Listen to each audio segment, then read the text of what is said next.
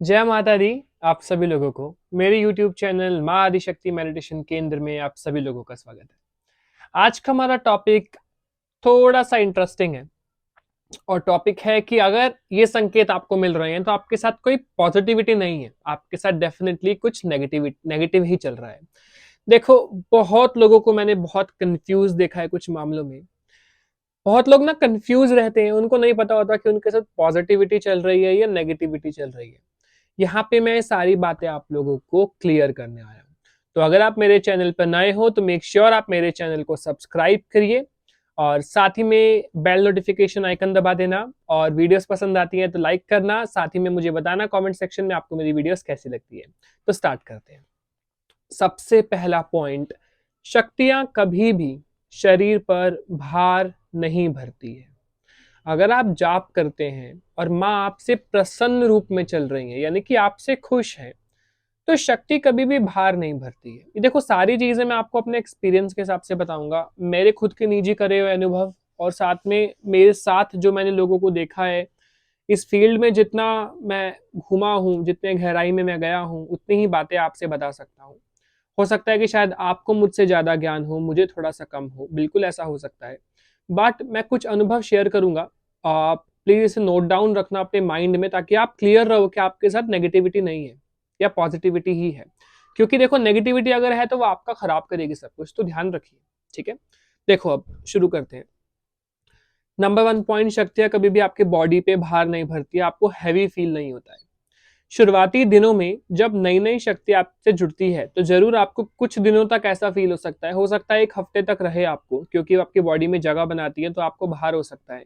लेकिन अगर मैं बोलूं कि काफी समय हो चुका है, आज तक भार है, आज तक भार होता है, तो डेफिनेटली वो शक्ति नहीं है, बिल्कुल भी नहीं है वो शक्ति। इस बात का ध्यान रखिए।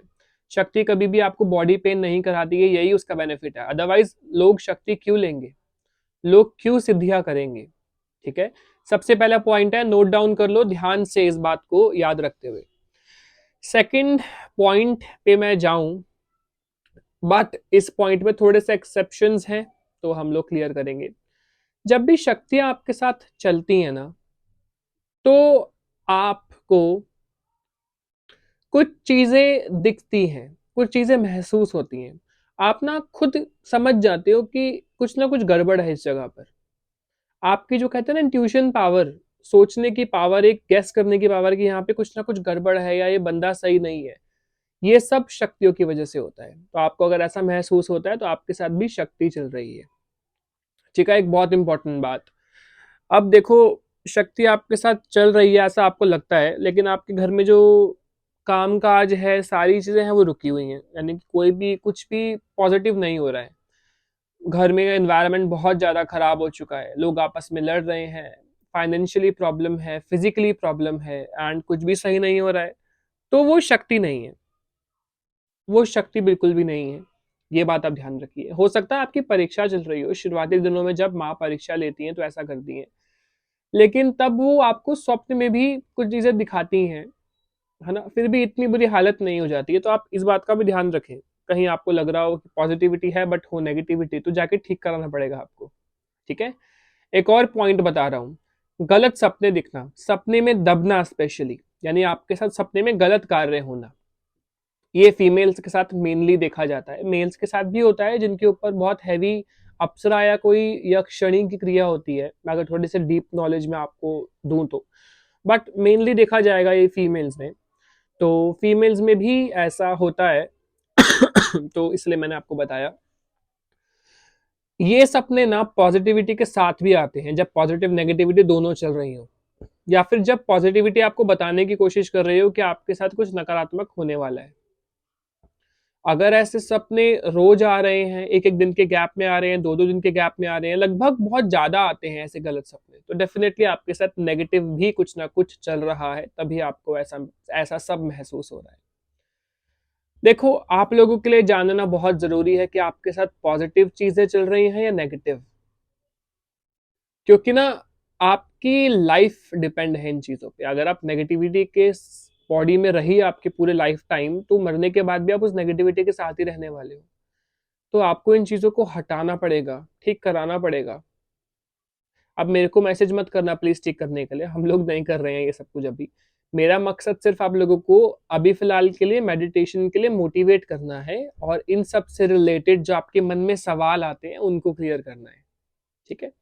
अब काफी लोग ना मेरे लुक को भी क्वेश्चन करेंगे कि क्या मैं भी अपने बाल बड़े कर लूं और एक कुर्ता पजामा पहन के बैठूं? तो ऐसा नहीं है।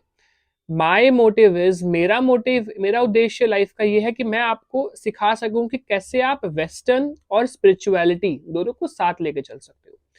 क्योंकि लोग अपनी लाइफ को नहीं छोड़ना चाहते, लाइफ को मॉडरेट ही रहना चाहते हैं, मॉडर्न करना चाहते हैं, है ना।